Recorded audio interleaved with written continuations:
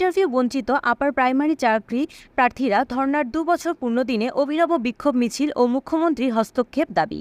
আজ ২৩শে জুন রবিবার ঠিক দুপুর ১টায় মাতঙ্গিনী হাজরা মূর্তির সামনে ইন্টারভিউ বঞ্চিত আপার প্রাইমারি চাকরি প্রার্থীরা যে ধর্না মঞ্চে বিক্ষোভ চালাচ্ছিলেন, আজ তার ২টি বছর পূর্ণ।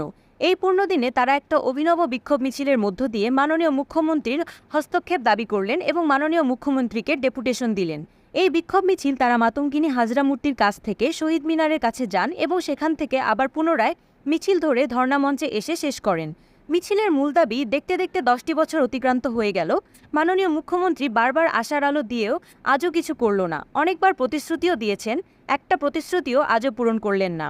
তাই আজও আমরা মুখ্যমন্ত্রীর কাছে ডেপুটেশন দিয়ে একটাই বার্তা দিতে চেয়েছি, অবিলম্বে গ্যাজেট মেনে আপডেট সিটে ইন্টারভিউ নিয়ে নিয়োগ দিয়ে 10 বছরের জ্বালা যন্ত্রণা থেকে অবসান চান। আপনার মানবিকতার মুখ দেখতে চাই। আমরা স্কুলে স্কুলে যেতে চাই। তবে আপার প্রাইমারি চাকরি প্রার্থীদের আশা, নিশ্চয়ই মাননীয় মুখ্যমন্ত্রী তাদের দিকে নজর দেবেন এবং ব্যবস্থা করবেন। তাই আজও মাননীয় মুখ্যমন্ত্রীর বাড়িতে ডেপুটেশন দিতে গিয়েছেন। তারা আরও বলেন, মাননীয় মুখ্যমন্ত্রী সবার জন্য সবকিছু করছেন, কন্যাশ্রী, খাদ্যশ্রী থেকে শুরু করে সবকিছুই।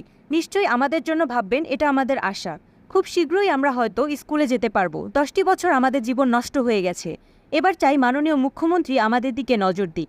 জনগণ মাননীয় মুখ্যমন্ত্রীকে ফিরিয়ে আনছে। মাননীয় মুখ্যমন্ত্রীও ছেলে মেয়েদের মুখের দিকে তাকিয়ে আশার আলো দেখাক। আমরা এখনও আশাবাদী আমাদের দিকে তিনি তাকাবেন।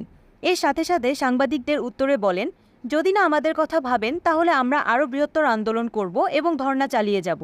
এর সাথে সাথে কমিশনকেও দায়ী করলেন, চাকরি থাকতেও আমাদেরকে পথে বসিয়েছেন। 2014